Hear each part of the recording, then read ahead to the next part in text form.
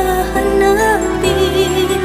Kahit saan ka man naroroon ngayong sinta, magpakailanman pinapangako kong hihintayin kita.